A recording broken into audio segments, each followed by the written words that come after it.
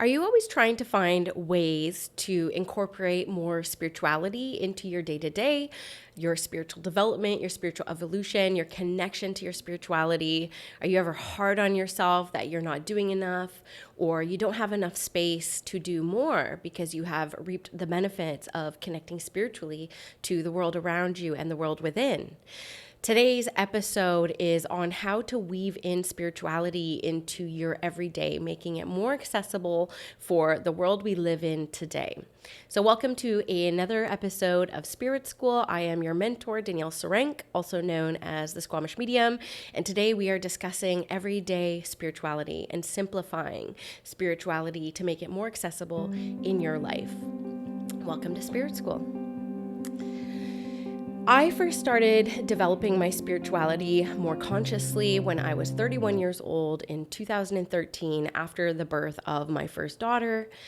Now, I was very lucky at that time that in Canada, when you deliver a baby, you get a year off maternity leave. So we get 12 months, 52 weeks to, kind of learn how to be a mom, raise a child. And to be honest with you, back at that time at 31, I had been working pretty much since I was a teenager, and I'd never had a big chunk of time off. I never had a gap between workplaces. I had been working consistently since I was 14 years old. So interesting enough, when I gave birth to my first child in 2013, I found myself with a lot of spare time. And I know that is not the case for everybody, and I just want to acknowledge that. It just so happened that Danielle, who had been used to being a workhorse, all of a sudden had a lot of time in the day. And when you first have a little baby, they sleep a lot. So I actually did have quite a bit of time to build a foundation for a spiritual practice and really play around with what resonated with me. I had started developing my mediumship, and I had started a meditation practice and sitting in the power. I started playing with oracle cards and pendulums and reading as much as I could and devouring as many lectures as I could. The online learning space was very different back then. I didn't actually know until 2018 that you could develop online anywhere. And so it was a really experimental time for me back in the day, really formulating my own personal spiritual practices and building a connection to the spirit world as well as the spirit world within me. And I incorporated a routine at that time, which I called sitting with spirit. Now, sitting in the power, yes, I did that for many years as I was developing my mediumship, and it did resonate to some level. But meditation is not my favorite spiritual practice, to be honest with you. I like much more activating, active and engaging activities when it comes to my spiritual practice. So I simply carved out 30 minutes a day or night. I typically did it when my husband got home from work and we put down our little girl. I would escape to the bedroom for half an hour to do what I would call sitting with spirit. And I would simply just tune into what I felt like doing at that time. I didn't have any rigid structure. I didn't have a checklist of any kind. I simply just felt into what I desired to connect into at that time. Sometimes it was the pendulum, sometimes it was oracle cards, sometimes it was meditation. And I started gathering this routine of dedicating 30 minutes a day to sitting with spirit. And I do credit a lot of this devotion to the unfoldment of my mediumship really early on. There was a devotion, a reverence, a new connection that was really, really exciting for me to explore. So it actually was really rewarding for me and easy to carve out that time. But after that year wrapped up and I went back to work and at a 2-hour commute every day and 8 hours at a desk every day, very minimal time with my child, I still was able to maintain to some extent, some level, that sitting with spirit time, though it may not have been every single night. I was also developing 200 kilometers away once a month for a full day a month, my mediumship under a teacher at the time. So I still had a lot of spirituality carved in, but then I started feeling the pull of really being immersed with people who had no spiritual interest, no interest in healing, and really feeling that tug and pull between worlds. Here I was after this dreamy time of a year spending off connecting with spirit, learning how to be a mother, and then all of a sudden I'm in a corporate desk, and I couldn't feel any less spiritual there. And then I had this life at home that felt very connected and very, very spiritual.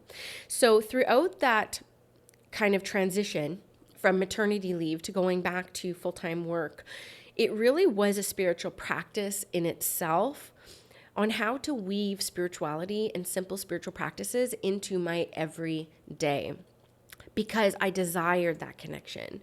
I desired how I felt when I felt connected to something greater than myself. And so this episode is going to go through some of those things that I did that helped me continue feeling connected to my spirituality in the everyday. I think that for so many of us, we have really high expectations. We have high desires to be of service, to reach our highest potential in our spirituality, whether we end up going on to be light workers that serve the light, or we just simply want to be aware of the light that is within and around us. So this episode is for everybody.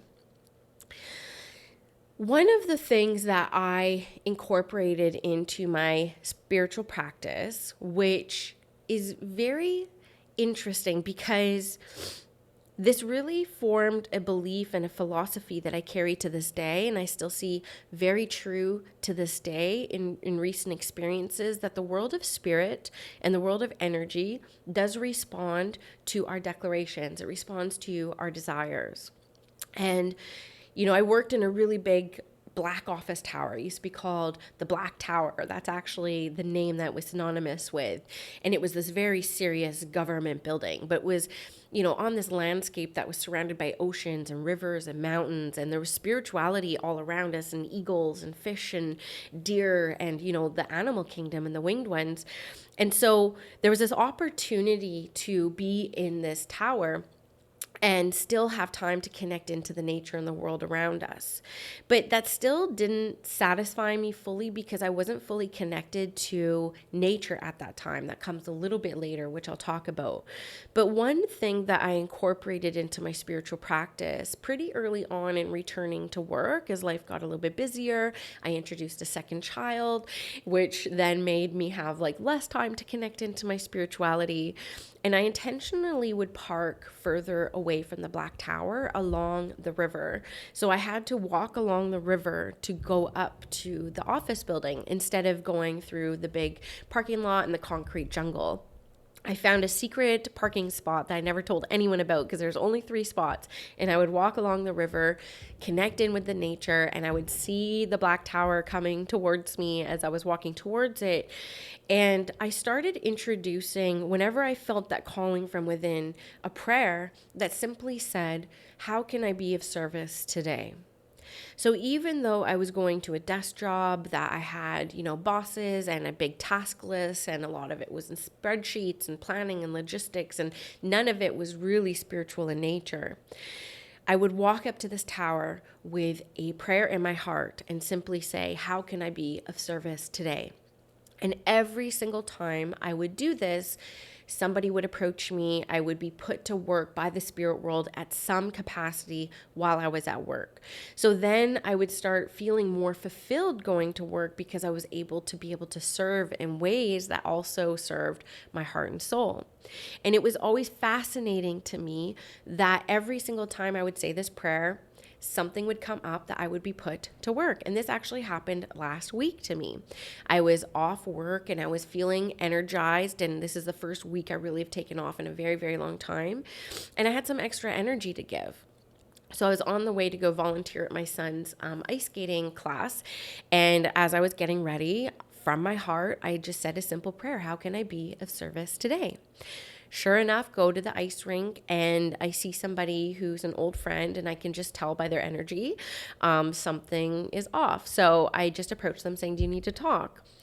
And right away they start welling and they say, "Yes, can we please talk for a second?" And what transpired after that is very personal and private, but I was absolutely put to work by the spirit world to serve them and their family who was going through a big loss in their family. And I was put to work in my death doula role. And I told them a week later about that prayer, and they were also blown away and covered in shivers, because I said, right before I ran into you, I said a prayer to the spirit world. How can I be of service? And I haven't done that for some time. And sure enough, I run into you right after. And they started crying again, and I started crying. And these are just the little reminders of how beautiful the spirit world can be. And, when we have full faith in this connection and this is very reciprocal exchange, it's like all I have to do is intend this prayer, and then the spirit world aligns things so that my prayer is met. And that, because the prayer involves other people, I think that there is extra, support by the spirit world to make things happen. Which takes me to my second tip for you when it comes to incorporating more spirituality into your everyday, which is prayer. Now, prayer for me was a word I had to do some healing around to be able to use in a way that feels very authentic to me and feels very ingrained with my soul. I've said this before on the podcast many times. I didn't grow up in a religion. I didn't grow up with religious parents. I was always very fascinated by religion. I loved attending churches. I attended all sorts of churches as a child. I loved collecting Bibles. I remember calling colleges when I was 17 years old. I remember picking up the phone and calling colleges saying, your theology studies, are they taught from a Christian lens? And I could not find a theology class that was not taught from the Christian lens. I just wanted to learn about world religions from a non-biased lens, and I couldn't find anything like that. But I always had a drawing to religion and the sacredness of it and the devotion. I'm pretty sure it was like the devotion and the reverence that really attracted me to religion. And so prayer for me, because I grew up in a family that, they're wonderful and stuff, but not only was religion not promoted, but it was more like, don't go there. I remember being introduced to Scientology when I was a kid. When I was a teenager, my mom's like, no, don't go there. Don't go to Scientology. And so my parents have always, been grounding for me and kind of like walking me back. So my experiences with prayer have been very conflicted because I always aligned the word of prayer with religion. And so it should be, and so it is. And it took me a very long time in my own personal spiritual practice to find my own definition around prayer, to find my own authentic connection through the power of prayer. And it was actually through the brilliant work of Caroline Myss that I really did get to have the act of prayer be more accessible to me. And so I started seeing prayer much like being aligned with that word of declaration that I talked about, how can I be of service? I didn't realize back then I was actually praying, but sometimes I interchangeably use the language of it being a declaration. And so when I started leaning into the language of prayer, I realized that under the radar and unintentionally, I'm actually sending prayers out to the world all the time. And I think that you are too. So let's talk about this. When you see, I remember driving the highway and I would see like a bird hit the window of the car next to me. And I would just simply say to the angels, thank you, angels, for bringing that bird home very quickly and painlessly and, and I would visualize this bird like flying off in the heavens and meeting its ancestors. And these are the little things that I would do even on my way to work, and I didn't realize I was actually praying. I worked in an Indigenous organization, and anytime there was a loss in the company, they would pass around a drum, and we would contribute money and finances to the family for the potluck and the travel required for family to gather to mourn the loss of a community member. And I didn't even realize as we were passing around this drum for some time as a reconnecting Indigenous woman that we were actually praying as we were contributing to this very sacred ritual in our communities of, mourning and helping a family transition to the next world. And so I started to realize that the act of prayer was actually all around me. And, I remember saying, blessings to the family that are traveling to gather for this potluck to mourn this lost loved one. And that was very simple. I remember seeing people in boardrooms, and you would see the nerves come over as they were presenting. And I remember saying, strength and love to them, empowerment, may the words flow clearly through their mouths. And I remember just really sending love, sending wishes to people while they were, putting themselves out there. On the podcast I've mentioned before, and this really resonated with people, there was a time when I realized through working and mentoring with people that we can actually talk to each other's soul and we can acknowledge each other's soul. And sometimes talking at that soul level can be really impactful for people who may have conflict with other people, if you're going through divorce, et cetera, et cetera. So I started seeing evidence through my sessions that when we speak to each other soul to soul, we pick up what each other are putting down. So I started walking around everyday life just through my heart, not through verbalizing, but through my heart, acknowledging people who are passing me. Hello, sister. Hello, brother. Hello, soul. And I remember just this act of prayer, just acknowledging the souls of the people who are sharing space in my community, who are passing by me. And what I remember through this simple act of acknowledging other souls and other spirits as they were walking by is the level of sacred connection to self. It would warm my heart. It would expand my heart. It would give me tingles on my crown. There was just this acknowledgement, and it was through this prayer of my heart of acknowledging the soul in other people that made me feel more connected to everyone and everything around me.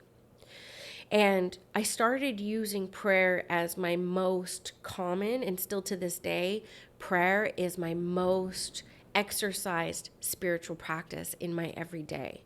And I'm praying all the time for people around me, for the world around me. And still to this day, through breath and prayer, it is the quickest way for me to feel connected spiritually into my own soul, into the world around me. So see if you can bring awareness around how you are actually probably already praying for other people in other situations. And it's just simply being aware of that act that can make you feel more connected spiritually day to day. And I want to be clear that you don't have to tell other people you're praying for them. It doesn't have to be seen by others. It's seen by our higher selves. It's seen by the soul in the spirit world. And that's really what matters the most. A simple sacred practice, if you want to see a spiritual practice that you want to embrace and embody for the everyday, can be cleaning up your internal dialogue, can be a sacred and spiritual practice as well. So this can simply be when you're walking around in your everyday, we usually have a pattern or a rumination or old thought patterns that are continuously coming up. And one of our spiritual practices that we may want to embrace in our every single day is learning how to create a new story, how to replace some of these old thought patterns with new, more helpful, aligned ones with where we really want to go. So in saying this, an example of this may be you may be ruminating on a decision you made in the past and kind of being hard on yourself. I would have picked up something different. Things would have been different if I chose something different. I can't believe they said this. I can't believe that they did this. I can't believe I didn't say that. I can't believe I didn't do that. Sometimes for many of us, not all of us, but for many of us, we may be kind of caught in some old thought patterns and ruminations. And therefore, a simple spiritual practice that we can bring in every day is learning to work with the mind, learning to work with the thoughts, learning to choose empowering thoughts, new thoughts, engaging thoughts, and creating more stories in our minds because they're active anyways. And a deep spiritual practice is learning to choose our thoughts that are more supportive of where we actually want to go. And this for me, as a Virgo sun who's ruled by Mercury, who has a lot of busyness in the mind, I see this as one of my deep spiritual practices that I have here in this life. Because a lot of the things that go on in the world behind our eyes and in our minds is habitual. And when we wake up to spirituality, when we want to embrace more of a spiritual path, it's an opportunity to bring in a new.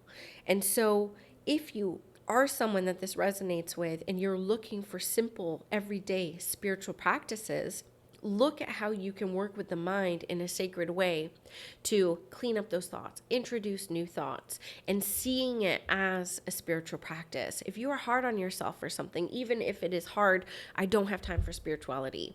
I have children, I have work, I have like a side business, I have all these different responsibilities. Even that thought pattern and that process can be a spiritual practice to bring a new type of awareness around, or a new spiritual practice around. Even if you only have 10 seconds, you can pray for someone or give gratitude to something, which is a sacred spiritual practice because it brings you back to your heart. It brings you back to the seat of the soul. And that's what makes it that sacred and spiritual practice. And it only takes mere seconds. This is about simplifying things and making things more accessible so that you don't walk around being hard on yourself, and you realize I can actually do something spiritual for myself to feel connected spiritually in mere seconds. So that internal dialogue becomes a real sacred practice that is very private between you, your soul, your higher self, your spirit team, your ancestors. Also realizing that often some of the thoughts that come through us are patterned through our cells, patterned through our DNA, patterned through, ancestral and lineage.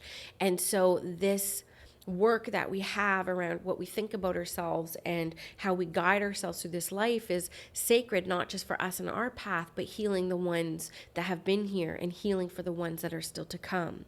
So it is deep spiritual work that may seem a little bit more surface, but it actually has like a deeper context and a deeper impact to it that is generational in ways.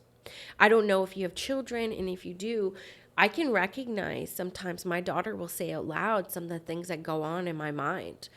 And so I can see this actually ripple effect taking place in my line in real life and in the flesh and in real time.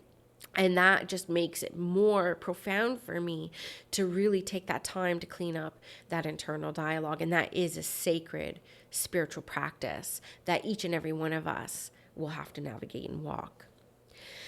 Now, one of my everyday spiritual practices that I give people who are developing mediumship or developing psychism or trying to increase their sensitivities to the world of energy, and most importantly, because everyone who advances along their journey always uses this word, how do I discern the difference between XYZ? How do I discern the difference between my thoughts and spirits? How do I discern my emotions from that of my children? How do I discern what I'm feeling from my sitter or from my client? This discernment is a muscle that is built through experience, awareness, and time. And so what I'm about to provide you as an everyday spiritual practice can be really fun, but it also helps you with discerning what is yours and what is not yours. It can help in so many different ways. And one of the things that I started doing early in my mediumship development, because I am a clairsentient medium. I feel so much. I feel emotions. I feel passings. I can feel distance. I can feel so much. I could do podcast episodes upon podcast episodes of all the different things that I feel in my sessions and even when I'm teaching. So learning how to discern what was mine versus other people's became a spiritual practice in itself, especially for anyone who identifies as empathic or feels like they take on the energy of someone else. And I would do this, using grocery store lineups, Starbucks lineups, whenever I was around a group of people, concert lineups, merchandise table lineups, like wherever I was surrounded by other people and I didn't have anyone to talk to and I was just kind of there with me, myself, and I anyways, I would just simply stand there and center myself, and I would get really, really clear on how I feel. Okay, I feel like I can feel where my energy ends and begins. Once I have that center back, I call back my power. I know, again, where my energy begins and ends. I will then start to open up my awareness, and I will start to become aware of the energy of the person who stands behind me and how different that feels to mine. And then I would start to feel into the energy of the person in front of me. And I would start to try to like name it. And I'd be like, yes, that feels very different. I didn't have to like fully understand it, but I could name it. I feel the person in front of me ignites my stomach area. The person behind me, I feel it in my upper back and my neck. I don't need to know what it means. I just need to simply know how different it feels from my own energy. And I would do this all the time. I wouldn't try to tune into them. I wouldn't try to tune into what they were going through. That's not ethical. I just simply would become aware of the energy around me and how different it felt from my own. And this sacred spiritual practice in itself, I believe, fully supported me in my development, in my mediumship, in really my practice of energetic sovereignty, really being able to clearly not only know what was mine or not, but also choose. I don't want to feel anyone else's energy right now. I'm going to call back my power. I'm going to become aware of where my energy begins and ends. And that became a sacred practice because it is tied to energetic sovereignty. I think a lot of what people who identify as empaths experience is this like constant blending with the world around us when we are actually asked as a sacred practice to be aware of what is ours and what is not ours, and then make a second spiritual practice in choosing what to carry and what not to carry. And often I will use the act of prayer, and this prayer belongs to Kyle Gray. This is where I learned this prayer. But I would simply put my hand on my heart if I was feeling overwhelmed. I would become aware of my energy, and I would simply say the prayer, I choose to carry what is only mine to carry in this moment. And just through that powerful act of prayer, because I believe in the power behind prayer, everything that was not mine, that I do not need to carry, would shed away. And that is how I would manage serving all the people I could serve, holding space for all the people I could hold. And I think doing this sacred practice is actually what helped me build my capacity over the years to be able to serve at the level that I'm able to serve now. So this is a very simple, everyday spiritual practice that you can bring into your life. Two more for you as part of this podcast episode. And they're kind of aligned because they both align with gratitude. And I know gratitude is a very popular spiritual practice. We have gratitude journals, we have gratitude classes. But the sacred practice in this is finding gratitude when things are not going well. And I have a real example of this in using my daughter as an example. And it really does take conscious effort to choose to see the beauty of the world around you. Let's face it, friends, for the past 4 years, the world has been a dumpster fire. And she's only getting messier. And it could be that it has always been really messy, but the difference of the world that we live in today is we see everything. There is no more blinders. There is no more gatekeeping. It is just simply, if we look hard enough, we will be able to see everything that goes on in the world. And that in itself can be incredibly overwhelming. And I think as light workers, it's incredibly important and responsible to know what is happening in the world, because we need to know what we're holding space for, and we need to know what we're helping people heal through. So it's important to know what is happening in the collective if we are going to be working on behalf of the light. We cannot bury our heads in the sand, and we cannot light wash our way out of this and spiritually bypass. At Spirit School, we never bypass our humanity. So it takes great discipline in a spiritual practice to be able to be aware of all the things that are happening in the world. My ears are ringing as I'm talking about this, and choosing to see the light in the world as well. And it does take a lot to be able to hold both. So sometimes I will feel so overwhelmed by the collective, so distraught by the things that I see happening in the world. And I allow myself to feel all of it. I do. I work with a therapist. I have done a lot of training in emotional intelligence and trauma-informed care. I know how to hold space for myself in this way. And I have a committee and a crew around me that I can call upon at any time to help walk me through any of this. So I do it in a very, very safe way. But I allow myself to feel all the things that are coming up as I become more aware of everything that is happening in the world. And then I will center myself and connect into myself, feel the light within, and open my eyes and just start to choose to see the beauty that surrounds me. I live in a very, very beautiful place surrounded by oceans and mountains and beautiful animal wildlife and just nature where we get all four seasons. So for me, I'm very fortunate that where I live, there is literally reminders of beauty and magic in this world all around me. But if you have your head in the sand and you don't look up, you will miss it all. I remember going through a dark night of the soul when I was in corporate, and I used to always have these spiritual experiences on my way to work, and I would have eagles fly over my car and hawks dive by my car. And I remember one day feeling so defeated driving home. And I remember talking to Skylar, my spirit guide, on the way home and saying, I don't see eagles anymore. And Skylar said, you don't look up anymore. It's going to make me cry.